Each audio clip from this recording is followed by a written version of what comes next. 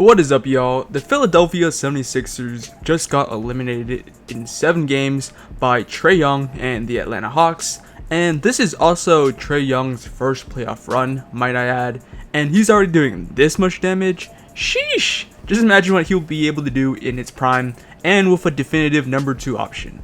And a lot of people never expected the Hawks to win the series, let alone even get to 7 games to begin with, including myself. I personally had the Hawks losing in just 5 or 6 games because I thought the 76ers were just way better and they just outmatched the Atlanta Hawks on every aspect. But that's on me because I personally, and I assume many others as well, weren't banking on the fact that Ben Simmons would be this terrible. But if you like commentary videos on basketball, then subscribe to the channel and hit the notification bell as well. I upload at least 3 times a week. And this year's postseason in general just really exposed Ben Simmons as an NBA player. Ben Simmons is probably the most overrated star player in recent memory. I don't understand how people can always give this fool a pass. People always rave about Ben Simmons' defense. Like, look, guys, he's a defensive player of the year candidate. But what they don't want to recognize is that he's been virtually the same player ever since his rookie year. It's been like, how many years now? 5 years since he's come into the league? Hey, yo, pause. And the fact that he has only attempted 34 3-pointers as a point guard is absolutely ridiculous and pathetic. My guy needs to stop playing so much Call of Duty Warzone and actually use that time to work on his game. I remember when people used to hype him up to be the next LeBron James, but the biggest problem with that is mindset.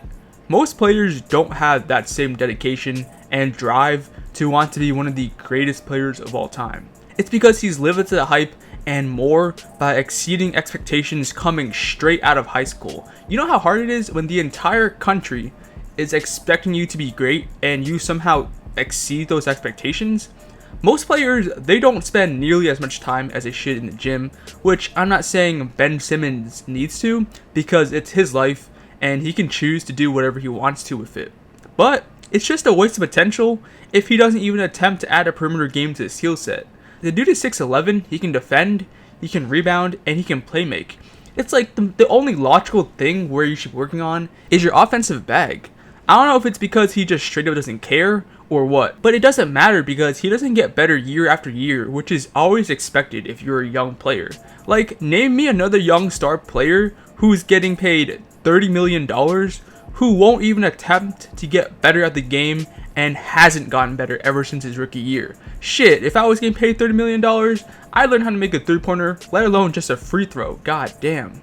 He doesn't even have an excuse to why he shouldn't be getting better anyways. It's not like he's an injury-prone guy like Blake Griffin, who legitimately spent a lot of his career in the offseason in rehab, but even then, Blake Griffin still found himself some time to work on his game and is now somehow a spot-up 3-point shooter. He needs to stop chilling with Kardashians and actually focus on basketball. Like, Ben Simmons is the only guy who I can think of who is just that stubborn to work on his skill set. And somehow, people still give him a pass because he can defend other players. Wow. But however good he is defensively, does not make up for what he can't do offensively. Hell, good defense on a point guard is overrated anyways in my opinion, if your team and coach can make up for it. And look where that all defense, no offense point guard got you. Knocked out in the Eastern Conference semifinals for the 3rd year in a row. I never understood the hype between Ben Simmons anyways. Okay, great, cool. He's a 6'11" point guard who can defend, but he can't shoot, so he's a massive liability on the offensive end. He's basically just a taller and better playmaking version of Frank Ntilikina. But even Frank Ntilikina isn't afraid to take 3-pointers. Just take a look at how much Trae Young is outplaying Ben Simmons and the rest of the 76ers roster because he can shoot. Having a point guard that is able to shoot just opens up the floor so much for the rest of the team and makes the coach's job way easier too. Like, you can blame Doc Rivers all you want for the series loss, and I'm not saying Doc Rivers is free of any blame or criticism, because 100% Doc Rivers does deserve a portion of the blame here for not being able to adjust. And when you see his history of blowing 3-1 leads, it doesn't help his case either. But Ben Simmons is the main contributing factor and catalyst as to why the 76ers lost this game as well as this series. As bad as Doc or his coaching history is, you can't put this series on him. And anyone who does or try to flip the script to paint the narrative that Doc Rivers was why the 76ers lost the series is either a delusional 76ers fan or is just blind in general, or maybe even both, right? Dude, Ben Simmons legit has a 34% free throw percentage in this postseason. I don't know how you can put that on Doc Rivers. Ben Simmons, your starting point guard, is legit terrified of shooting the ball, but yet Sixers fans continue to cry about everyone else but him. They cry about Tobias Harris, they cry about Doc Rivers, but it's never always on Ben Simmons. It's clear that this 76ers roster has plateaued, even with the addition of shooters like Seth Curry and Danny Green, and even they added a athletic center in Dwight Howard. But I just think the Ben Simmons and Joel Embiid experiment has been going on for way too long now. People have kept on making excuses like, oh, they'll get it right next year. Meanwhile, they haven't ever been able to get past the Eastern Conference semifinals at all with the duo of Simmons and Embiid.